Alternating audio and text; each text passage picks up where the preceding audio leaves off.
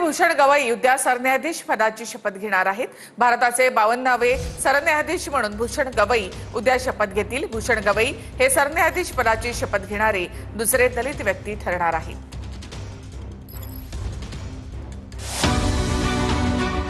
न्यायमूर्ती बी.आर. गवई बुधवारी भारताच्या सरन्यायाधीश पदाची शपथ घेणार।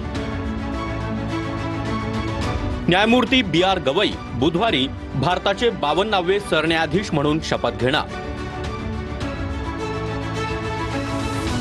न्यायमूर्ती भूषण रामकृष्ण गवई यांचा जन्म महाराष्ट्राच्या अमरावतीमध्ये झाला।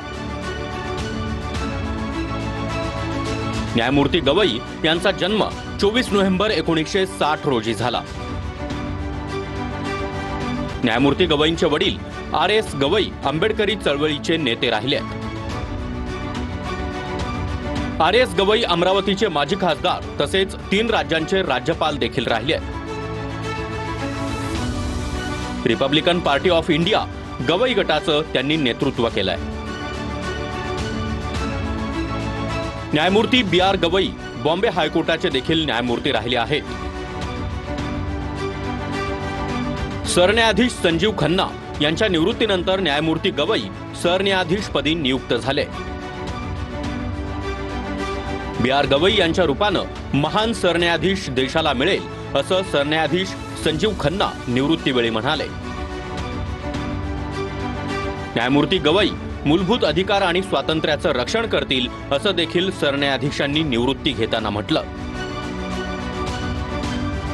बी.आर. गवई हे 1987 ते 1990 बॉम्बे हायकोर्टाचे वकील राहिले।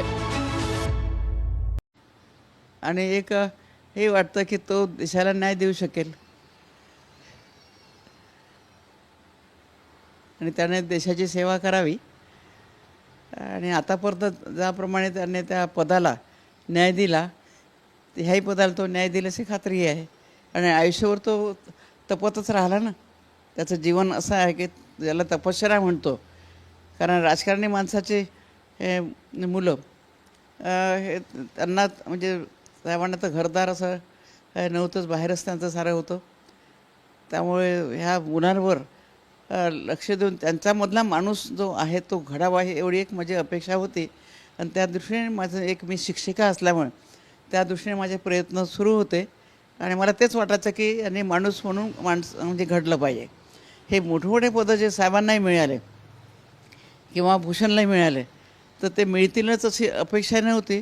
आणि मिळाले तरी त्याचा विशेष असं वाटलेलं नाही।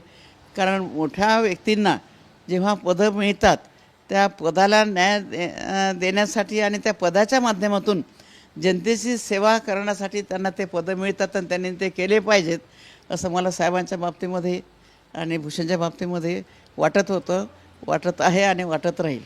कारण माझ्यासमोर फक्त हे 4 भिंतीचं घर होतं आणि 4 भिंतीच्या आतमध्ये म्हणजे एक हाऊससाहेब जे काय करत असेल तेवढे येणाऱ्या जणांचं सरबराई करणं, मुलं माणूस म्हणून घडतील ह्याप्रमाणे त्यांना तसे संस्कार निर्माण करणं, तर एवढं मात्र माझी जबाबदारी होती। कारण नुसतं मुलांवरच लक्ष द्यायला तेवढा वेळ नव्हता।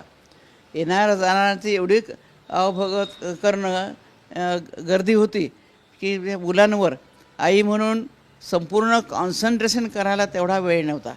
म्हणून कधीकधी वाईटही आताही वाईट वाटतं त्याचं मला की आपण मुलांना जास्त वेळ देऊ शकलो नाही।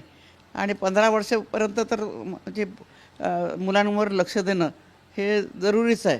कारण बिघडायचे असलेली मुलं तर त्याच्या आधीच बिघडतात, परंतु ते पाया मजबूत झाल्यानंतर पुढे ते स्वतःच्या कर्तृत्वानेच मोठी झालेली आहेत। त्याच्यामध्ये माझा काही वाटा नाही।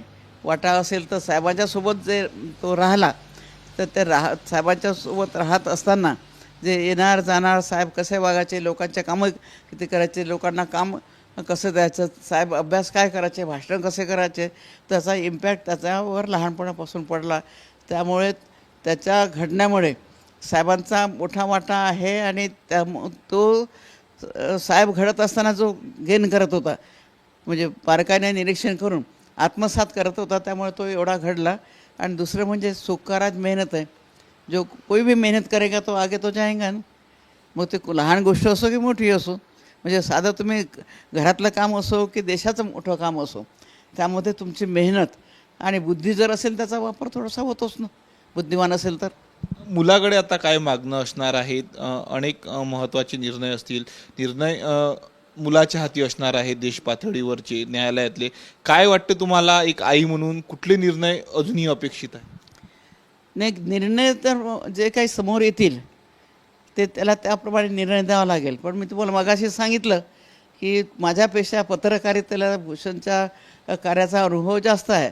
ज्युडिशियरीमध्ये गेल्यानंतर वर्तमानपत्राने त्यांची दखल घेतलेली आहे आणि वर्तमानपत्रामध्ये पुष्कळ आलेलं आहे.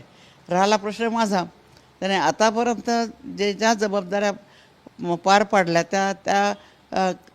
त्याने योग्य न्याय दिलाच आहे. कारण जो न्याय दिला तो त्याने अभ्यासपूर्वक दिलेला आहे आणि अभ्यास खूप करतो, मेहनत खूप करतो आणि साहेबांच्या सोबत राहिल्यामुळे चांगलं काय आहे वाईट काय आहे ह्याची त्याला जाण आहे. आणि तुम्ही म्हटल्याप्रमाणे त्याच्याकडनं अपेक्षा एवढंच, आता आई म्हणून मी कधीच कोणाकडनं अपेक्षा ठेवल्या नाही. फर्स्ट इंडियन लास्ट इंडियन हे बाबासाहेबाच्या उक्तीप्रमाणे, म्हणजे आमच्या घर हे जे आहे सार्वजनिक घर आहे आणि बाबासाहेबांनी म्हटलं देश, ह्या देशासाठी हे म्हणजे जे काही आम्ही करत आहोत, आमचा जीवही आहे तो देशासाठीच आहो आणि देशवासियांसाठी. आणि देशवासी म्हणजे लोकवर कॉन्सन्ट्रेशन करणं, म्हणजे आता देश म्हणजे लोकांचाच आहे. त्या लोकांसाठी त्याच्या हातून काम त्याने करावं असं मी म्हणत नाही, ते होईलच. कारण सर्वसामान्यांना न्याय मिळेल आणि सर्वसामान्यांना तो न्याय मिळवून दिल्याशिवाय राहणार नाही एवढी खात्री आहे. कारण की त्याला मी लहानपासून पाहते आहे, त्याचं नेचर काय माहीत आहे आणि तो समाजाभिमुख असल्यामुळे त्याने जे काही न्याय दिले ते देशाला, समाजाला उपकारक असणारेच त्याने आतापर्यंत न्याय दिलेला आहे. तोच पायंडा तो पुढे चालवेल. खरं तर संपूर्ण हा गवई कुटुंबाचा तुम्ही सांगतायत की खरतर प्रवास होता. काय एखादी अशी आठवण आहे भूषण साहेबांसंदर्भात की आज ती अजूनही आठवते? नाही, तो पूर्ण जीवनच तसं जर पाहिलं तर खडतर प्रवासामध्येच गेलेलं आहे. म्हणजे आरामशीर असं जीवन, किंवा ज्याला आपण म्हणतो सो किंवा ऐसे आराम वगैरे सगळं, तर असं आमच्या वाट्याला कमी चाललं आहे. म्हणजे आता मी हाऊसवाईफ असेल तर मी हाऊसवाईफचं काम करायचं, हे मुलांचे जे काही पदं पोझिशन असतील त्यांनी त्यांचं त्या पदाला न्याय देण्यासारखं त्यांनी काम करावं. साहेबांच्या बाबतीमध्ये ते त्यांनी झोकूनच दिलं होतं समाजासाठी आणि त्यांनी इकडे पाहू नये म्हणून हे इकडचे 4 भिंतीची बाजू मी पूर्णपणे सांभाळली आणि त्याची झळ त्यांना शेवटपर्यंत येऊ नाही दिली. राहिला प्रश्न मुलांचा, तर अपेक्षा कधीच मुलांकडनं कोणती ठेवली नाही. जी काही अपेक्षा असेल ती सार्वजनिक अपेक्षा, की ते माणूस म्हणून चांगला घडावा आणि लोकांना असं काही त्यांनी वागावं की माझे मान उंच राहील. आणि अपेक्षा काही कोणाकडनंच नाही ठेवली. कारण स्वतः मेहनत करायचं आणि मला जे काही कर्तव्य माझं आहे ते शेवटच्या क्षणापर्यंत कर्तव्य आपण पूर्ण करावं एवढीच माझ्याबद्दलची अपेक्षा आहे. दुसऱ्याबद्दल मी अपेक्षा ठेवली नाही. मग मुलांच्या बाबतीत कोणी आईवडील तो विचार करणारच की मुलं चांगली घडली पाहिजे, मुलांना चांगलं म्हटलं पाहिजे, कोणी मुलांच्याकडे कोणी जर पाहिलं तर त्यांना आनंद वाटला पाहिजे की नाही साहेबांचे मुलं चांगले आहेत. तर ही एवढी अपेक्षा तर कोणत्या आईवडिलाची राहणारच आहे ना. कोणता मुलगा बिघडलेला आहे असं कोणत्या आईवडिलांना, म्हणजे त्याचं ते डिस्क्वालिफिकेशन आहे. मग तुम्हाला जर जीवनात यशस्वी व्हायचं असेल तर तुमच्याकडे किती धन दौलत संपत्ती आहे हे कोणी विचारत नाही. मुलं काय करतात हे सगळेजण विचारतात आणि मुलं काय करतात हे सगळ्यांना दिसतं आहे. माईसाहेब, शेवटला प्रश्न. आज तुमच्या डोळ्यात देखत आज मुलगा सरन्यायाधीश होतोय, शपथ घेतोय सरन्यायाधीश पद, तुम्ही तिथे उभे थांबणार आहात, तुमच्या डोळ्यासमोर किती अभिमान वाटतोय, कौतुक वाटते मुलाबद्दल? मला सांगतं की समाधान आहे. म्हणजे कौतुक करण्यासारखे तर ते लहानपासून त्याने कौतुक दाखवलंच, परंतु त्यांनी हे कौतुक म्हणजे ह्याच पदाचं नाही आहे. आत्तापर्यंत त्याला जी पदं मिळाली तर त्या पदाला त्याने जो न्याय दिला तर त्या न्यायामुळे त्याचं कौतुक वाटायचं आणि मनात एक प्रकारचं समाधान वाटायचं. तर तेच समाधान, तेच कौतुक, तेच आदर. म्हणजे मुलगा आहे म्हणून त्याचा आदर करू नये असं कोणी सांगितलं आहे का? आपला मुलगा जर मोठा झाला तर त्याचा अभिमान हा वाटलाच पाहिजे, त्याचा आदर हा केलाच पाहिजे. आणि एवढं मोठं पद देशाचं असल्यानंतर कोणत्याही आईवडिलाला आनंद वाटणारच आहे. तर मला ते अभिमान वाटण्यापेक्षा समाधान आहे. की आपण घडवलेली मुलं ही देशाला अभिमान वाटण्यासारखी घडली.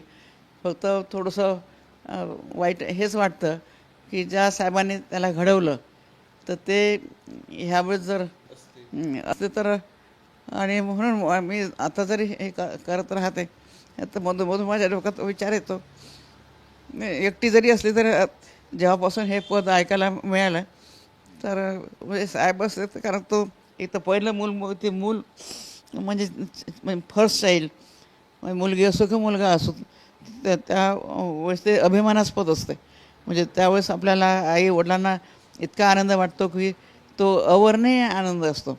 आणि पहिला मुलगा असल्यामुळे तोही मुलगा हा बापाच्या बरोबरीनं काम करतो, मुलगी आईच्या बरोबरीनं काम करते. तर साहेबांना खूप आधार होता आणि त्याने सगळेच कामं केले ना, शेतीपासून सगळे कामं केले. शेती पण त्याने इथं केली होती म्हणजे, आणि झोकून गेली, असं दाखवासाठी म्हणून केली नाही. तर तेव्हा मला समाधान आहेच. साहेब जिथं कुठे असतील त्यांनाही खूप समाधान वाटत असेल आणि त्यांचा आशीर्वाद आहेच. फक्त ते नाही आहेत. तर हे असं म्हणजे मी जे कधी एकटी असताना म्हणजे अशी स्तब्ध राहते तर मला ते साहेबांचीच आठवण येते. आणि असं वाटतं की साहेब जर यावेळेस असते तर त्यांचा आनंद किती गगनात मावला असता. कारण की लहानपणी साहेब त्यांच्याच बरोबरीने राहतो, तुम्ही घरातलं कामं करायचे. आणि तो हा पोरगा असा आहे की त्याला मोठं आणि लहान काहीच नाही. जेव्हा 1962चं बांगलादेशाचे युद्ध झालं तर सगळे सैनिक आपल्याकडे जाताना सी ऑफ करायचो आपण, तर जेवायला यायचे तर हातीच सगळं करावं लागायचं ना, धुणं भांडे जाळू कटका स्वयंपाक सगळं. तर मी स्वयंपाक करायचे तर हा वाढणं करायचा. 4च वर्षाचा होता. ते मी कोणतं काम करायचं मला मदत करायचा आणि कार्यकर्त्यालासुद्धा मदत करायचा. मुंबईला असताना साहेब ज्या MLC होते तर कार्यकर्त्यांना 2 रूम्स होत्या. कार्यकर्त्यांना त्या रूम्समध्ये झोपायला द्यायचे, कार्यकर्ते पलंगावर झोपायचे. हा एखादी दरी वगैरे घेऊन बाहेर झोपायचा आणि तसं याच्यामध्ये तो अभ्यास करायचा. म्हणजे त्याला घमंड गर्व पूर्वी नव्हता, आताही नव्हता. आणि तो ज्या समाजामध्ये लोकांमध्ये गरिबामध्ये वावरला तर तो विसरला नाही. अजूनही गोरगरिबांना मदत करतो. कोणाला जर दवाखान्याचं असेल तर फोन करतो, रक्त द्यायचं असेल तर रक्ताची व्यवस्था करतो. कधी आपलंही रक्त तपासून घेतो तर रक्ताचा ग्रुप लागत असेल तर. आणि गरीब आणि मोठ्या आर्थिक दृष्टीने कधी दवाखान्यासाठी वगैरे मदत करतो. कोणी गरीब असतील तर त्यांना शिक्षणासाठी मदत करतो. आणि मी तर झोकूनच घेतलेलं, मला माझं जीवन तर आता हेच आहे ना, मला दुसरं जीवनच नाही आहे. तर त्यामुळे तो हा जो लहानपणापासून जो काही घडला तो ह्याच वातावरणात घडल्यामुळे आणि साहेबांच्यासोबत जास्त राहिल्यामुळे. कारण माझा इम्पॅक्ट त्याच्यावर काय पडणार आहे, इकडे मी स्वयंपाक करणार, शेती करायची, शिक्षिका होती.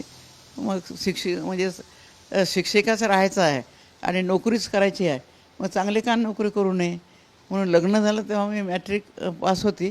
त्यानंतर इथपर्यंत एवढ्या हातभर डिग्र्या माझ्याकडे आहेत. आणि त्या डिग्र्या घेतल्यानंतरही मी त्या डिग्र्या घेऊन चुपचाप नाही बसली.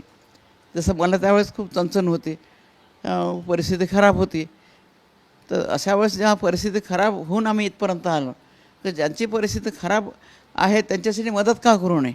तर म्हणून म्हणजे ज्या मदतीचा जे उपमान ज्याला तुम्ही म्हणतो, तर जिथे जिथे मदत करायचं असेल तिथं आम्ही घरातले सगळेच लोक झोकून मदत करतो सगळ्यांना. आणि तोच आमच्या जीवनाचा आता स्थायी भाव आहे. शेवटपर्यंत तेच करायचं आहे. मग पदं किती मोठे असो, ते पदाच्या जागेवर पदांना न्याय द्यायचा. परंतु आपली परिस्थिती जर कोणाला मदत करण्यासारखी असेल तर ते नुसतं मदत नाही करायची, झोकून करायची. आणि त्यामध्ये जो आनंद मिळतो तो अवर्णनीय आहे. आणि मी तर फक्त मला समाधान वाटण्यासाठीच करते. आणि साहेब गेल्यानंतर तर काय करणार, म्हणजे 24 तास माझ्याकडे आहेत. तर त्यामुळे तो तिकडे गेल्यानंतर मी मागच्या वर्षी शपथविधीलाच गेली, जस्टिस झाला होता तेव्हा. त्यानंतर आता चालली दिली त्याच्याकडे. तर ते एवढ्याचसाठी सगळ्यांनी आम्ही त्याला पण सांगितलं, तुझ्यासोबतच फिरली पाहिजे, तुझ्या घरी येऊन चांगलं खाल्लं पाहिजे, तुझ्या गाडीतच फिरली पाहिजे. तर ह्यापेक्षा तुझ्याकडून लोकांची वार्ता ही चांगली ऐकायला मिळते, त्यापेक्षा आईला आणखी काय पाहिजे.